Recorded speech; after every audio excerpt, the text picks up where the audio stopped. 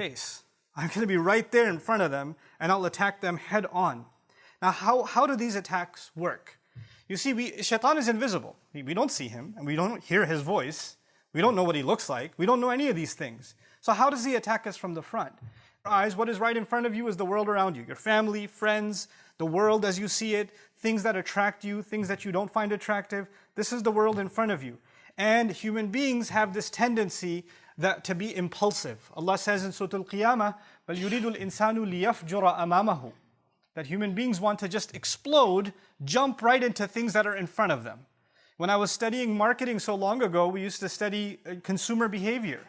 And you know what they do in grocery stores is they put eggs and milk all the way in the back of the grocery store.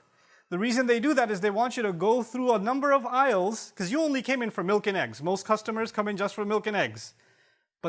So you logically it would be right in the front, but they want it all the way in the back because they want you to be impulsive and see them Swiss rolls or chocolate cake or this or that and keep piling it in because you see something in front of you and you just throw it right in. That's a human impulse. Allah put that inside human beings.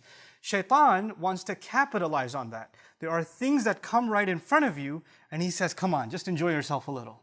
It's not that bad. It's not so bad. He doesn't want you to think about the future consequences of something. He wants you to think about what's immediately in front of you right now. You know, it's so much more understandable now because we live in a digital age. Whatever you want to look at, whatever you want to see, whatever you want to hear, whatever you want to order is right at the tip of your fingers. It's immediately accessible. It's not even so far. Physically, if you want to go somewhere, you just hop in your car and go somewhere. You can make a decision to follow whatever impulse, whatever desire, whatever thought comes in your head, and you just immediately run after it, and you don't think about the consequences. You know, a lot of people that engage in sin, if you ask them, why do you want to engage in sin? They don't say that I want to be a sinful person, I just don't want to think about it. I don't want to think about it. And if you try to make them think about the consequences of this behavior, then don't talk to me about that, you know? I've often spoken to you about doctors that I know that work in the emergency room and the kinds of things they see on Friday night. People just want to get away from their troubles, knock down a couple of drinks, and then the kinds of horrendous things you see in the emergency room, so much of it related to alcohol, so much of it related to overconsumption. Why? Because those people don't want to think that alcohol has destroyed so many lives before you and me, but I don't want to think that that's going to happen to me. I just want to have fun right now.